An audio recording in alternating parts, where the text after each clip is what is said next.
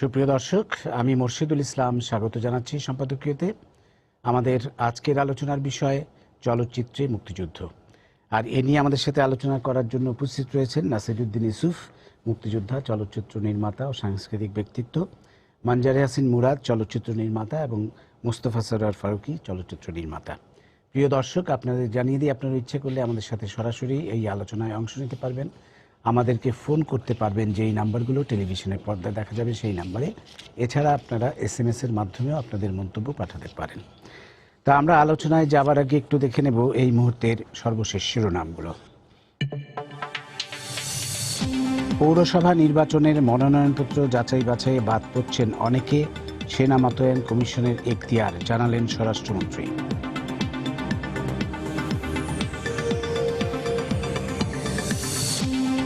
ইসির সহযোগিতায় প্রহসনের নির্বাচনের প্রস্তুতি চলছে, অভিযোগ বিএনপির। সুষ্ঠু নির্বাচনের অঙ্গীকার আওয়ামী লীগের।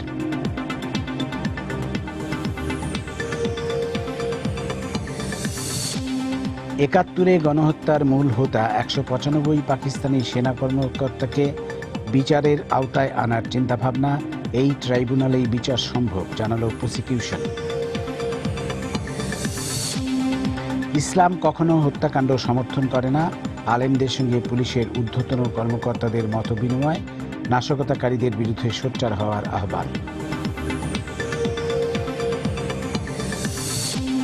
এবং দিনাজপুরে কান্তজিউ মন্দিরে রসমালায় ককটেল হামলার ঘটনায় 6 সন্দেহভাজন হামলাকারী আটক, কাহরোল থানার ওসি প্রত্যাহার।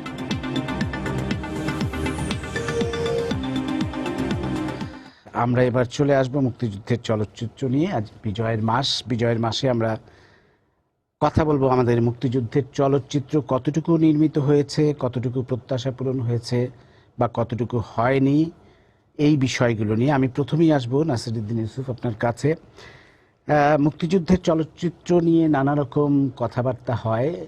আমরা দেখেছি যে আমাদের কিন্তু দীর্ঘ গৌরবময় ইতিহাস আছে মুক্তিযুদ্ধের চলচ্চিত্রের, কারণ আমাদের যুদ্ধ শুরু হওয়ার পরপরই কিন্তু স্টপ জেনোসাইড নির্মাণের মধ্য দিয়ে জহির জাহান সূচনা করেছিলেন মুক্তিযুদ্ধের চলচ্চিত্র নির্মাণের। প্রামাণ্য চলচ্চিত্র বেশ কয়েকটি, তখন কিন্তু 4টি প্রামাণ্য চলচ্চিত্র আমরা যতটুকু জানি হয়েছে। এবং তারপরে স্বাধীনতার পরপর 11 জন চাষী নজরুল ইসলাম নির্মাণ করেছিলেন। এবং তারপরে আরও বেশ কিছু গুরুত্বপূর্ণ ছবি হয়েছে, যদিও তখন কিন্তু বেশ কিছু অখাদ্য ছবি হয়েছিল মুক্তিযুদ্ধের নামে, কিছু বিকৃত মানসিকতার ছবিও হয়েছিল মুক্তিযুদ্ধকে পুঁজি করে। তারপরে আমরা দেখেছি যে দীর্ঘদিন আবার একটা নিস্তেজ হাওয়া বইছিল, কারণ রাজনৈতিক পট পরিবর্তনের সাথে সাথে এগুলো ঘটে থাকে। এবং তারপরে আবার মুক্তিযুদ্ধের চলচ্চিত্র নির্মাণের শুরু হলো, এবং আপনার গেরিলা বা আমার বন্ধু রাশেদ, এই ছবিগুলোর মধ্যে দিয়ে কিন্তু মুক্তিযুদ্ধের চলচ্চিত্র আবার একটা নতুন মাত্রা পেল। নতুন প্রজন্মের ছেলেমেয়েরাও মুক্তিযুদ্ধের ছবি কিছু করছে, যদিও সংখ্যায় সেটা খুব বেশি নয়। আমরা নতুন প্রজন্মের ছেলেমেয়েরা কেন মুক্তিযুদ্ধের ছবি নির্মাণে সেইভাবে আগ্রহী হচ্ছে না, সেই ব্যাপারগুলো নিয়ে আমরা আলোচনা করব। কিন্তু আপনার কি মনে হয় যে মুক্তিযুদ্ধের ছবি সংখ্যাগত দিক থেকে এবং মানের দিক থেকে আমাদের প্রত্যাশা কতটুকু পূরণ করতে পেরেছে? আমার মনে হয় না যে সংখ্যার দিক থেকেও নয়, মানের দিক থেকে নয়, তেমন কোনো প্রত্যাশা পূরণ করতে পারেনি। তবে কিছু কিছু চেষ্টা রয়েছে যেগুলো উল্লেখযোগ্য, যেমন ওরা 11 জন স্বাভাবিক একটা স্ট্রেইট মুভি ছিল, সরাসরি যুদ্ধের একটা চিত্রায়নের এক ধরনের চেষ্টা ছিল যুদ্ধের পরপরই সেটা। তবে আরেকটা ছবির কথা এখানে বলতে হয়, মেঘের অনেক রং, হারুনুর রশিদ। মেঘের অনেক রং চমৎকার, এই ছবিটা চমৎকার একটি ছবি ছিল সেই সময়। আর অরুণোদয়ের সুভাষ দত্তের, ওটা তো হারুন ভাইয়ের, আমাদের মেঘের অনেক রং, হারুন রশিদের। আর আলোর মিছিল, হ্যাঁ, মিতার আলোর মিছিল খুবই। তারপরে আলমগীর কবিরের ধীরে বহায় মেঘনা। কিন্তু আপনি যদি বলেন সেভাবে, ধীরে বহায় মেঘনা এবং মেঘের অনেক রং আলাদা জনরার ছবি, কিন্তু ন্যারেটিভ যদি বলেন তাহলে সেই ন্যারেটিভের, গ্র্যান্ড ন্যারেটিভের জায়গায় মুক্তিযুদ্ধের ছবি তৈরি হয়নি আসলে। পরবর্তীকালে যেমন হুমায়ুন আহমেদের আগুনের পরশমণি, সেগুলি আগুনের পরশমণি, তৌকিরের জয়যাত্রা, অবশ্যই আগুনের পরশমণি, জয়যাত্রা। তো আমি বলবো কি, সামগ্রিকভাবে যদি 5-6টা ন্যারেটিভ তৈরি হয়ে যেত, গ্র্যান্ড ন্যারেটিভ তৈরি হতো, তখন কিন্তু ভিন্ন পাঠের জায়গাটা হলে গভীরে যাওয়া যেত। মুক্তিযুদ্ধের নানা ঘটনা, উপঘটনা, ব্যক্তি চরিত্র, সমাজ অবস্থান, আমরা যেতেই পারিনি সেই জায়গায়। আমি আপনাকে বলি, শুধু মুক্তিযুদ্ধ নিয়ে বললেই তো হবে না, ভাষা আন্দোলন নিয়ে তো আমাদের কোনো বড় কোনো কাজ নেই। রাজি হয়নি। আমি জানি না কি কারণে আমরা এগুলি করতে ব্যর্থ হয়েছি, এটা ঠিক আমার বোধগম্য না, কিন্তু হয়নি কাজটি। চেষ্টাগুলো আছে, মানে আমার আর আপনার ছবির চেষ্টা আছে, কিন্তু আমি মনে করি যে পুরো জাতির এইরকম একটি মহাকাব্যিক জায়গায় যে যে বিশাল একটি ঘটনা ঘটেছে, যেখানে সাফল্য আছে, ব্যর্থতা আছে, দেশপ্রেম আছে, দেশদ্রোহিতা আছে, বিশ্বাসঘাতকতা আছে, এর চেয়ে নাটকীয় সময় তো কম এসছে আমাদের জীবনে মুক্তিযুদ্ধের জন্য। সেটা নিয়ে কি কারণে হলো না আমি ঠিক এখন পর্যন্ত, আমি অনেক সময় বলেছি যে হুমায়ুন ভাই যখন বেঁচে ছিলেন, হুমায়ুন ভাইয়ের সাথে চলচ্চিত্রের চেয়ে বেশি কথা হলো তার লেখা নিয়ে, বা সেলিম আলদিনের সাথে। আমি তখন বলতাম যে আমাদের উপন্যাসও তো সেভাবে দাঁড়াতে পারে এই মুক্তিযুদ্ধকে নিয়ে। হ্যাঁ, ছোট গল্প আছে যথেষ্ট, দেশভাগ নিয়ে ছোট গল্প আছে, বাউন্ন নিয়ে ছোট গল্প আছে, মুক্তিযুদ্ধ নিয়ে ছোট গল্প আছে, কিন্তু আমার দ্বারা আমরা মানে বড় আকারের কোনো গদ্য তৈরি করতে পারি নাই। যার জন্য হয়তো আমার একটা ধারণা, মানে আই মে বি রং, আমার সাথে হয়তো আমার দুজন অত্যন্ত ঘনিষ্ঠ চলচ্চিত্র নির্মাতা বন্ধু, তারা হয়তো দ্বিমত পোষণ করতে পারে না। মনে হয় গদ্যের জায়গাটা শক্তিশালী না হলে চলচ্চিত্রের এই ন্যারেটিভটা দাঁড়ানো খুব কঠিন। এটা আমার ধন্যবাদ। মনে আমরা আবার আসবো আলোচনায়। আপনাদের কাছে আসার আগে আমরা একটু কিছু ছবির ক্লিপিংস দেখে নিই। প্রিয় দর্শক, যাই ছবি হয়েছে আমাদের মুক্তিযুদ্ধের প্রামাণ্যচিত্র এবং কাহিনী চিত্র, আমরা কিছু ক্লিপিংস দেখে তারপর আবার আলোচনায় আসবো। Killing the people of Bangladesh.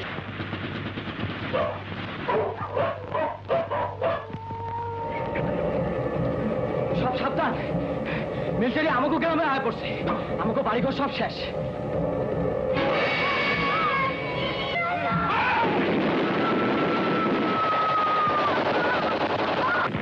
ওটা কিসের শব্দ? যুদ্ধ হচ্ছে, তোমরা করছো? একটি ফুলকে বাঁচাবো বলে যুদ্ধ করি, মোরা একটি ফুলকে বাঁচাবো বলে যুদ্ধ করি, মোরা একটি মুখের হাসির জন্য অস্ত্র ধরি, মোরা একটি মুখের হাসির জন্য অস্ত্র ধরি, মোরা একটি ফুলকে বাঁচাবো।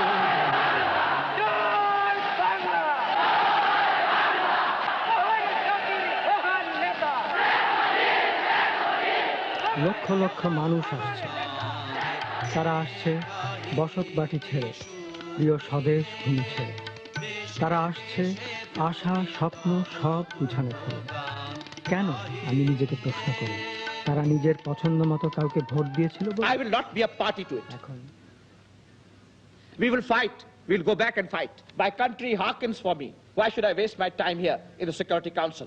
I will not be a party to the ignominious surrender of part of my country. You can take your Security Council.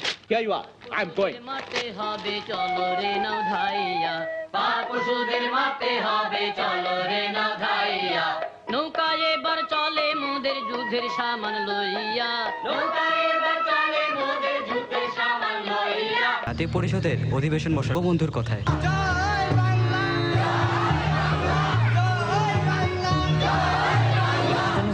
কি রে, পাখির মতো? দূর বোকা, পাখি হবে কেন? এটা স্বাধীন বাংলার ম্যাপ। তাই নাকি? তোমাদের কি মাথা খারাপ হয়েছে? এটা কি বাচ্চাদের খেলা? আপনি চাইলে আমরা এক্ষুনি চলে যাব। আমি যুদ্ধ করতে এসেছি, যা কিছু হতে পারে। আমরা যুদ্ধ করতে এসেছি, এটা যেমন আপনার দেশ। দেখলাম কিছু ছবির অংশ। মুরাদ ভাই, আপনার কাছে আসবো। সামগ্রিকভাবে বাচ্চু ভাই যেটা বললেন, আপনি তার সাথে কিছু যোগ করতে চান কিনা? বিশেষ করে আমাদের প্রামাণ্যচিত্রের কথা যদি আপনি একটু বিশেষ করে বলেন। প্রামাণ্যচিত্রের, আমি মনে করি প্রামাণ্যচিত্রে কিন্তু আমাদের কাজ বলা যেতে পারে একটু বেশি হয়েছে ফিচার ফিল্মের চাইতে। গুরুত্বপূর্ণ কিছু কাজ, জহির রায়নের স্টপ জেনোসাইড তো আছেই, আমরা পরবর্তীকালে তারেক মাসুদের মুক্তির গান, একটা অনন্য দলিল কিন্তু আমাদের মুক্তিযুদ্ধের সেই ফুটেজগুলো তারেক এবং ক্যাথরিন যেভাবে কালেক্ট করে পরে ছবি করলো, এবং যেই সময় ছবিটা মুক্তি পেল নতুন প্রজন্ম মুক্তিযুদ্ধ প্রায় ভুলতেই বসেছিল, সেই একটা সময় এটি কিন্তু একটা গুরুত্বপূর্ণ ছবি। সব মিলিয়ে আপনি যদি একটু বলেন। ধন্যবাদ। আজকে এই বিজয়ের মাসে প্রথমে আমি মুক্তিযোদ্ধা এবং যারা শহীদ হয়েছেন তাদের প্রতি শ্রদ্ধা জানাই। আমি বাচ্চু ভাইয়ের সাথে দ্বিমত হওয়ার কোনো কারণ নেই। আমার মনে হয় সবাই আমরা এই বিষয়গুলো কম বেশি জানি, কিন্তু আমার মনে হয় যে মুক্তিযুদ্ধ ভিত্তিক চলচ্চিত্র না হওয়ার পিছনে প্রধান কারণটা হচ্ছে যে চলচ্চিত্র ব্যবস্থা আমরা পাকিস্তানের কাছ থেকে ইনহেরিট করেছি, সেই চলচ্চিত্র ব্যবস্থায় কিন্তু আপনি দেখবেন যে আমরা বলি যে 60-এর দশকে আমাদের যেটা বাণিজ্যিক চলচ্চিত্রের ধারা, সেটি ছিল সবচেয়ে স্বর্ণযুগ বলা হয়। আমি ব্যক্তিগতভাবে স্বর্ণযুগ কেন রৌপ্য যুগও বলতে রাজি নই, যাই হোক ওই বিতর্কে আসছি না। কিন্তু খেয়াল করে দেখবেন যে ওই সময় কিন্তু আমাদের বাচ্চা বললেন যে 52 ভাষা আন্দোলন শেষ হয়েছে, 54 যুক্তফ্রন্ট সরকার শেষ হয়েছে, এফডিসি প্রতিষ্ঠা হয়েছে, যে জাতীয়তাবাদী চিন্তার সাংস্কৃতিক চিন্তার মধ্য দিয়ে। কিন্তু আমরা কিন্তু এরপরে 64 ছাত্র আন্দোলন হয়েছে, 66 6 দফা হয়েছে, 69 গণ আন্দোলন হয়েছে। একমাত্র জহির রায়হানের জীবন থেকে নেয়ার বাইরে বাংলাদেশে কোনো চলচ্চিত্রে রাজনৈতিক প্রসঙ্গ আলোচিত হয়নি। কারণ সবসময়ই এটা ছিল যে হচ্ছে, একটু অ্যাড করে দিই আপনাকে, রাজা এলো শহরে, কিন্তু ওখানে একটা দৃশ্য ছিল ভাষা আন্দোলনের, খুবই চমৎকার। হ্যাঁ, কিন্তু যেটা হচ্ছে যে রাজনৈতিক যে আন্দোলনটা আমরা দেখছি, সাংস্কৃতিক আন্দোলনটা দেখছি, তার কিন্তু প্রতিফলন ওখানে নেই। আমরা অন্য কিছু দেখেছি, আমরা লোককাহিনী ভিত্তিক চলচ্চিত্র দেখেছি, আমরা কিছু উর্দু ছবি বানানোর প্রবণতাও দেখেছি। সুতরাং আমার মনে হয় যে আমাদের মূল ধারার বা বাণিজ্যিক ধারার চলচ্চিত্রের মূল ধারা আমি বলবো না, সেখানে রাজনৈতিক প্রসঙ্গ নিয়ে কাজ করার কোনো ঐতিহ্য তৈরি হয়নি। এটা একটা কারণ হতে পারে যে মূলধারার চলচ্চিত্রকাররা মোটামুটি স্টাবলিশমেন্টের সাথে, তখনকার রাজনৈতিক মতের সাথে এক ধরনের কম্প্রোমাইজের মধ্যে দিয়ে গেছেন। দ্বিতীয় আমি বলবো যে মুক্তিযুদ্ধ ভিত্তিক চলচ্চিত্রের প্রধান বিষয়টা হচ্ছে রাজনৈতিক। যদি আপনি মুক্তিযুদ্ধের যে চেতনা বলে আমরা যে কথাগুলো বলি, এটাকে যদি আপনি বিশ্বাস না করেন, এটা পক্ষে যদি আপনি আপনার চলচ্চিত্রকে একটা সামাজিক, রাজনৈতিক এবং সাংস্কৃতিক শক্তি হিসাবে ব্যবহার করতে না চান, তাহলে তো মুক্তিযুদ্ধ ভিত্তিক চলচ্চিত্র হবে না। আমরা যখন শুরুতে দেখলাম যে জহির রায়হান, আলমগীর কবিররা মুক্তিযুদ্ধ চলাকালীন সময় বাংলাদেশের চলচ্চিত্রের নীতিমালা কী হবে, জাতীয় নীতিমালা কী হবে, সেখানে যখন মুক্তিযুদ্ধের চেতনাকে সামনে নিয়ে আসার চেষ্টা করলেন, জহির রায়হানের মৃত্যুর পরে স্বাধীন বাংলাদেশে আমরা দেখলাম বাঘা বাঙালির মতন ছবি হয়েছে, যেটা আপনি প্রথম উল্লেখ করলেন। আমি মনে করি যে এই যে একটা মেন্টাল ফ্রেমওয়ার্ক, এই ফ্রেমওয়ার্কের কারণেই কিন্তু, কারণ তখন কিন্তু যে অন্য ধারার চলচ্চিত্র বা এস্টাবলিশমেন্টের বাইরে যে চলচ্চিত্র হতে পারে, এটা কিন্তু তখন শুরু হয়নি, সেই ভাবনা আমরা তখন ভাবতে পারিনি। সুতরাং তারপরে আমরা দেখলাম যে 75-এ বঙ্গবন্ধু শহীদ হলেন, তাকে হত্যা করা হলো, এবং তারপরে আমি আজকে একজন অনুপম হায়াত, যিনি আমাদের বাংলাদেশের চলচ্চিত্রের নিয়ে গবেষণা করেছেন, ইতিহাস লিখেছেন, তার সাথে কথা বলছিলাম যে 75 সালের পরে 10 বছর কোনো চলচ্চিত্র নির্মিত হয়নি যেটা মুক্তিযুদ্ধ ছোট আকারেও একটা প্রসঙ্গ হিসেবে আবির্ভূত। তার প্রধান কারণটা কিন্তু ছিল না, সেটা অন্য, আমি বলছি মূলধারার চলচ্চিত্র, তার প্রধান কারণটা হচ্ছে রাজনৈতিক প্রসঙ্গটা। যেহেতু তখন মুক্তিযুদ্ধটাকে বিস্তৃত করে দেওয়া হচ্ছিল, মুক্তিযুদ্ধের যারা বিপক্ষের শক্তি তারা রাষ্ট্র ক্ষমতায় আসছিলেন, সুতরাং মুক্তিযুদ্ধ প্রসঙ্গ আসেনি। যেটুকু এসছে, যেটা আপনি আগামী বললেন, এইটুকু এসছে যে মূলধারার বাইরে যারা চলচ্চিত্রকে একটা সামাজিক, রাজনৈতিক শক্তি হিসাবে এবং সাংস্কৃতিক হাতিয়ার হিসাবে ব্যবহার করতে পেরেছে, তারাই কিন্তু কি বলে এক ধরনের রিস্ক নিয়ে এই কাজটি করেছে, এবং আপনি তার ভুক্তভোগী, আমাদের অনেকেই এটা ভুক্তভোগী।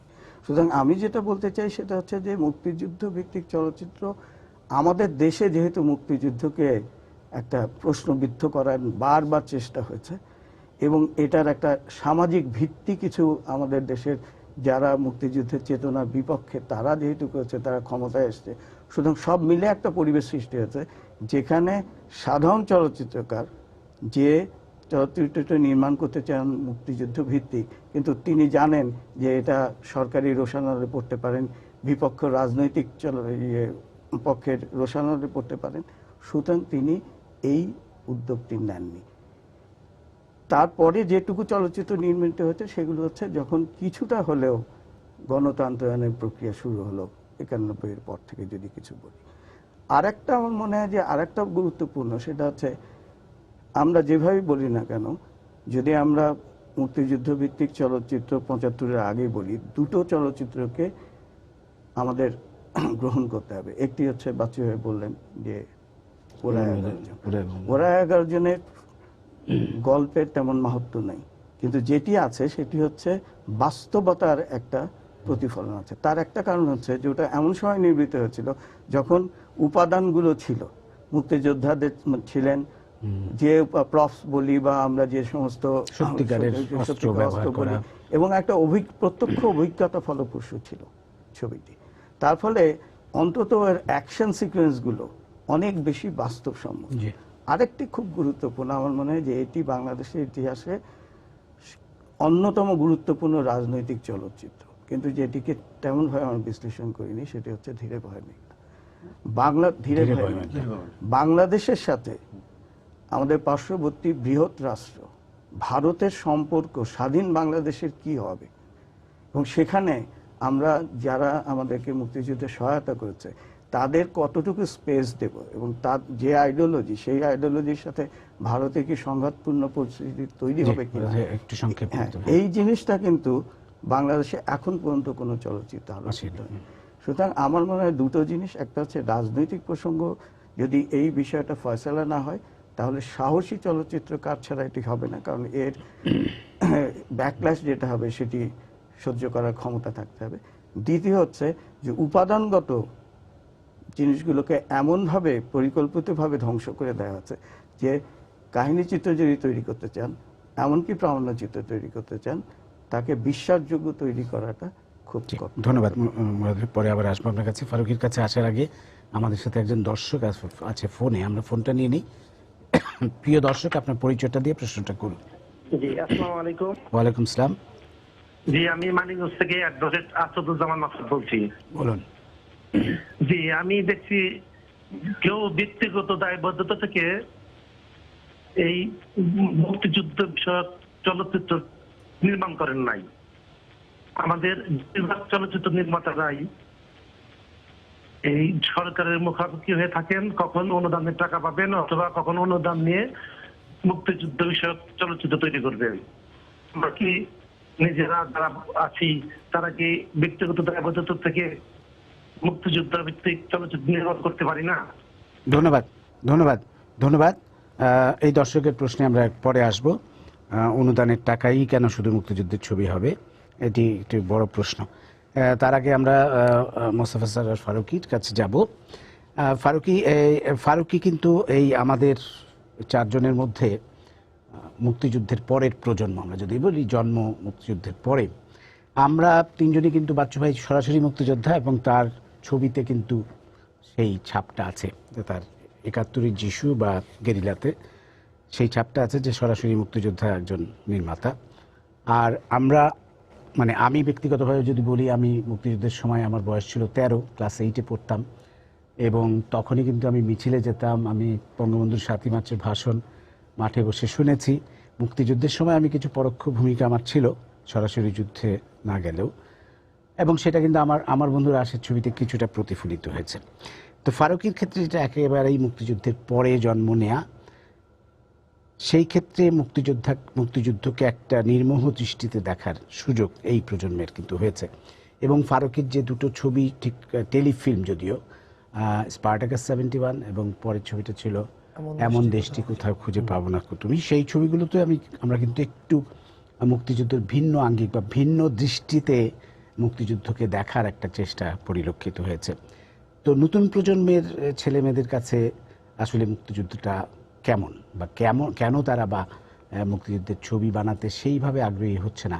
কিছু ছবি হচ্ছে কিন্তু বিভ্রান্তিও আছে, আমরা যেটা দেখেছি কিছু ছবির মধ্যে। তো সব মিলিয়ে তোমার কি মনে হয়?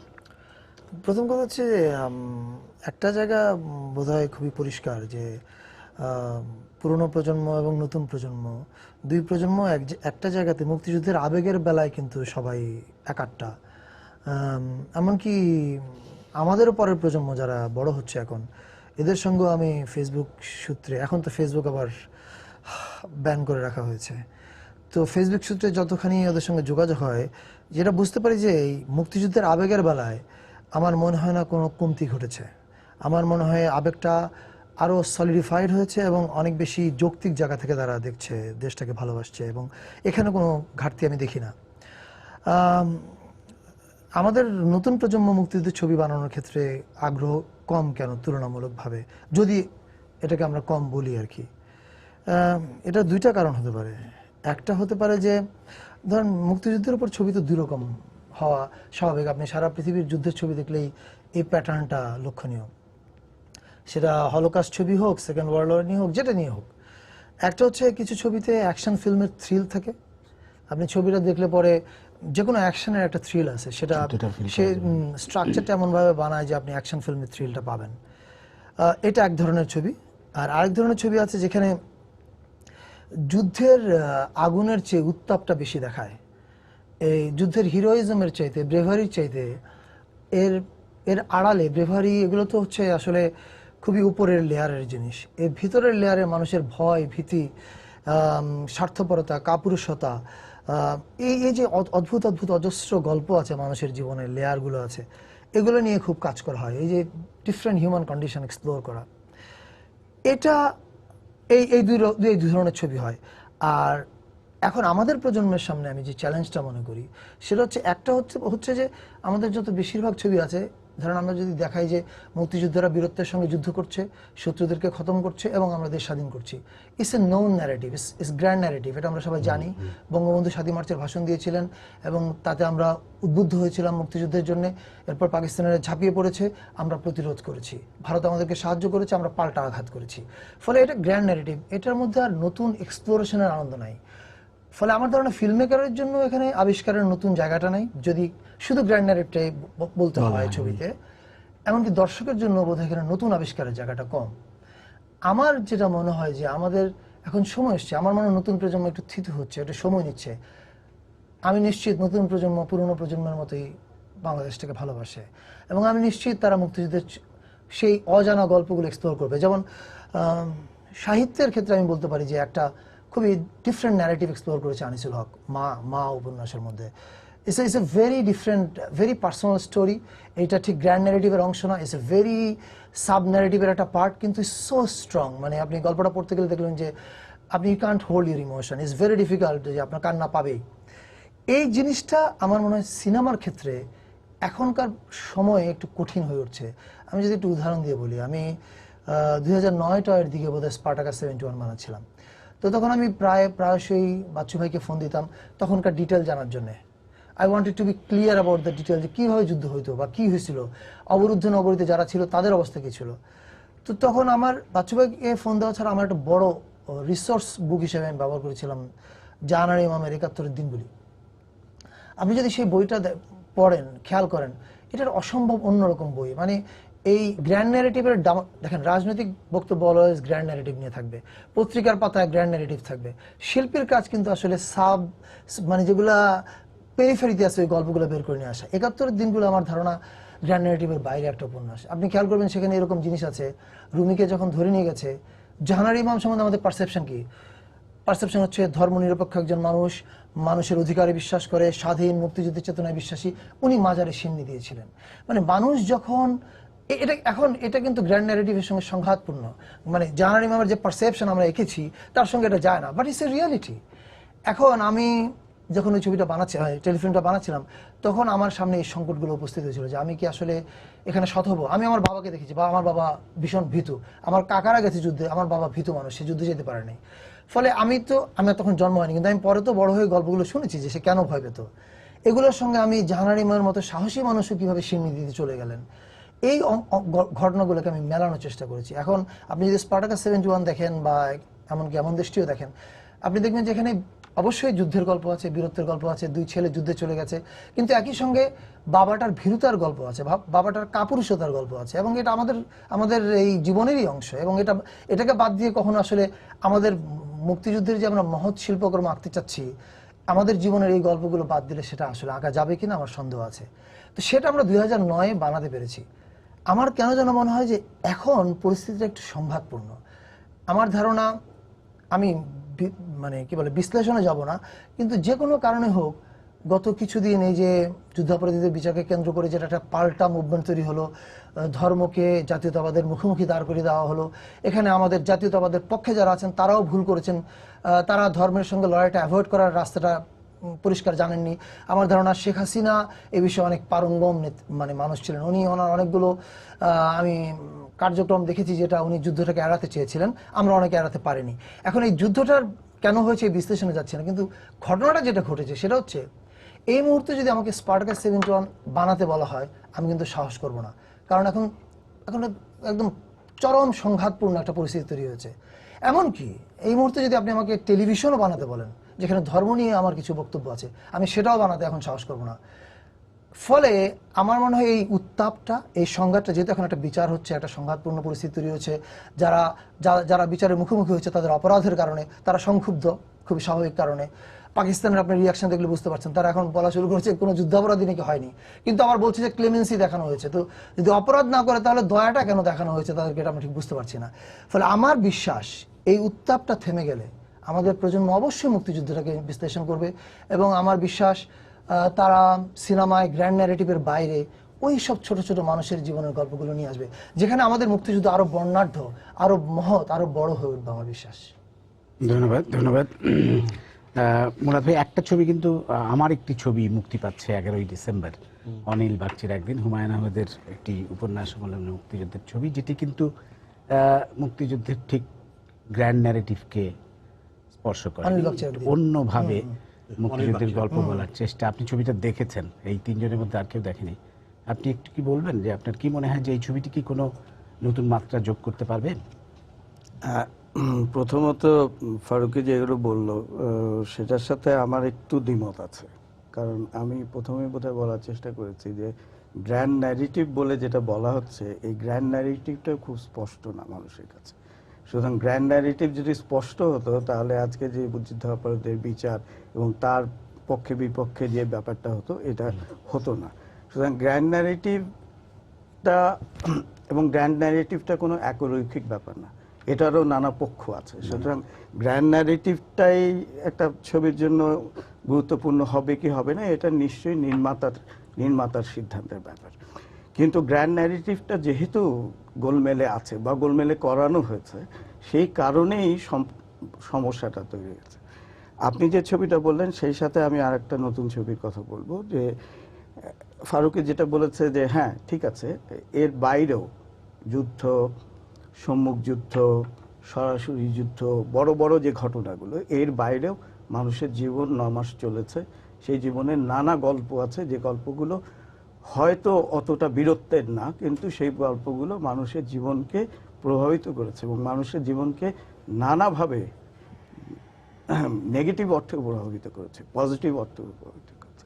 তো সুতরাং ওইভাবে যদি দেখা যায় তাহলে দুটো মিলেই কিন্তু মুক্তিযুদ্ধের চলচ্চিত্র হতে হবে, কোনোটা বাদ দিয়ে কোনো কিছু না। আমাদের যেটা আমি বলতে চাইছিলাম যে আমাদের একটা বড় সমস্যা আছে, যেহেতু আমরা ঐতিহাসিক নিদর্শনগুলোকে সংরক্ষণ করিনি, তার ফলে যে বাচ্চু ভাই যে ছবিটা করছে, বাচ্চু ভাই ভালো বলতে পারবেন যে ওনার ছবিটা সবচাইতে গুরুত্বপূর্ণ জায়গা হচ্ছে যে ওনার নিজের অভিজ্ঞতা এবং উনি উপাদানগতভাবে বিশ্বাসযোগ্য কিছু জিনিস উপস্থাপন করতে পেরেছেন, যেটা আমাদের অনেক নির্মাতারা তাদের মানে সদিচ্ছা থাকার কারণেও পারেনি। এখন আমি আপনার ছবি এবং আরেকটা ছবি বলবো মেঘমল্লার। এই দুটো ছবি যেটা ফারুকি প্রেফার করছে, তার একটা কারণ হতে পারে যে গ্র্যান্ড ন্যারেটিভ করতে গেলে যে আয়োজন সেটা করা যায় না, করতে কিছু সমস্যা আছে। আর একটা হচ্ছে যে হ্যাঁ ওটাও আছে, তারপরে ব্যক্তি মানুষের জীবন আছে, একটা পরিবারের জীবন আছে, সেই জীবনগুলো মুক্তিযুদ্ধের অংশ, সেখানেও স্যাক্রিফাইস আছে, সেখানেও বীরত্ব গাথা আছে, সেখানেও কাপুরুষতা আছে, সব কিছুই আছে। এখন আপনার ছবিটি যদি বলি, অনিল বাগচির একদিন, এই অনিল বাগচির চরিত্রটাকে কেউ যদি আলাদা করে দেখে তাহলে বলবে একটা পাগল চরিত্র, যে পাকিস্তান আর্মির সামনে বলছে যে দেশের অবস্থা ভালো না। কিন্তু এই চরিত্রগুলো বাস্তব চরিত্র না হলেও এই চরিত্রগুলো ওই সময় মানুষের অন্তরের কথাটাকে বলে। আপনার ছবিতে বড় আকারে কোনো যুদ্ধের দৃশ্য নেই, আপনার ছবিতে বড় আকারে কোনো ধ্বংসের দৃশ্যও নেই, একমাত্র যদি আমরা বলি ওই যেখানে বাসটা শেষ পর্যন্ত গেল এবং সেখানে পাকিস্তানি ক্যাম্পে ইয়ে করলো নেই। কিন্তু যুদ্ধের ভয়াবহতা আছে, মানুষের অন্তর্দ্বন্দ্বের ব্যাপার আছে, মানুষের সত্যবাদী হওয়ার শক্তির ব্যাপারটা আছে। তো সুতরাং এটা কিন্তু গ্র্যান্ড ন্যারেটিভের বাইরে না, এটা গ্র্যান্ড ন্যারেটিভেরই অংশ। যেমন মেঘমল্লারে অবরুদ্ধ বাংলাদেশে একটা মানুষের, একটা পরিবারের যে প্রতিদিনের যে মৃত্যু ভয় সেটা এসছে, এবং এটা আমরা সবাই জানি। যারা মুক্তিযোদ্ধারা সাহসের সাথে অস্ত্র নিয়েছেন তাদের অন্তত এটা ছিল যে ওরা গুলি ছোড়ার আগে আমি গুলি ছুটতে পারবো। কিন্তু যারা অবরুদ্ধ বাংলাদেশে বসেছিল তাদের জীবন, তারা তো প্রতিদিন প্রত্যেকটা ক্ষণ তাদের মৃত্যুর দিকে, মৃত্যু এসে তাদেরকে আক্রমণ করে। চমৎকার সিনেমাটিক ট্রিটমেন্টের মধ্য দিয়ে এসেছে সেটা। তো এটা খুব গুরুত্বপূর্ণ। এবং ওখানে যে ফারুকি যেটা বললো যে কাপুরুষতার ব্যাপারও তো ছিল, এবং ইয়েতে মেঘমল্লারে সে কাপুরুষতার ব্যাপারটাও আছে, কিন্তু শেষ পর্যন্ত এক ধরনের মানুষ যে আবার নিজের মধ্যে শক্তি সঞ্চয় করে সত্যের মুখোমুখি দাঁড়াতে পারে সেটাও আছে। সুতরাং আমি বলবো যে হ্যাঁ, ফারুকি যেটা বললো যে কেন এই সময় স্পার্টাকাস তৈরি করতে চায় না, এটা কিন্তু আমি প্রথমেই বলেছি যে রাজনৈতিক প্রসঙ্গটা মুক্তিযুদ্ধ নিয়ে এতই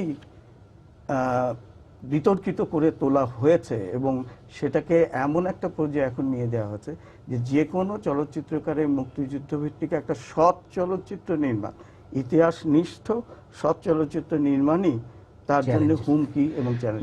ধন্যবাদ। আমরা বাচ্চু ভাই আপনার কাছে আসবো, শেষ প্রায় সময় খুব বেশি নেই। মানে মুক্তিযুদ্ধের ছবি বানানোর যে সমস্যাগুলো, একজন দর্শক প্রশ্ন করেছেন অনুদান নিয়ে, যে অনুদান নিয়েই কেন মুক্তিযুদ্ধের ছবি বানাতে হবে। মুক্তিযুদ্ধের ছবি বানানোর একটা বড় সমস্যা তো অর্থ, কারণ কোনো ব্যবসায়ী প্রযোজক কিন্তু অর্থলব্ধি করতে চান না, কারণ এই ছবিগুলোর ব্যবসায়িক নিশ্চয়তা সেইভাবে থাকে না। আর একটা বিষয় হচ্ছে মুক্তিযুদ্ধের ছবি বানাতে গেলে আর্মির সাপোর্টটা খুব বেশি করে দরকার হয়। তো এই সব মিলিয়ে মুক্তিযুদ্ধের ছবি বানানোর বাধাগুলো কি কি, এবং সরকারের এই ক্ষেত্রে কি দায়িত্ব আছে? আমি এক মিনিটের মধ্যে একটা কথা বলে নিই তার আগে, খুব জরুরি। সেটা হচ্ছে জহির রায়ের স্টপ জেনোসাইড, তারেক মাসুদের মুক্তির গান, শুক্লার 9 months to freedom, খুব ইম্পর্টেন্ট ছবি আমাদের জন্য। হতো সুখদেবের, হ্যাঁ। আর হচ্ছে লিবারেশন ফাইটার আলমগীর কবির। এই চারটা দেখলে কিন্তু আপনি মোটামুটি মুক্তিযুদ্ধের জায়গাটা আপনাদের ইয়েতে পেয়ে যাচ্ছেন, ডকুমেন্টারিতে। এই চারটি প্রতিনিধিত্ব করে।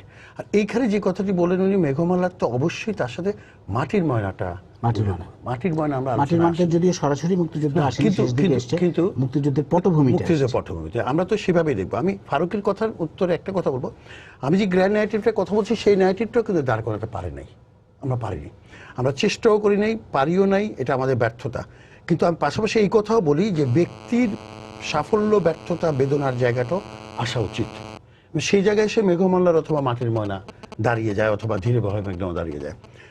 কিন্তু আরো নতুন ছবি হতে পারে ফারুকিদের মতো নতুন যারা চলচ্চিত্র করছেন। ফারুকি যদিও এখন দীর্ঘ সময় অতিক্রম করেছে চলচ্চিত্রে।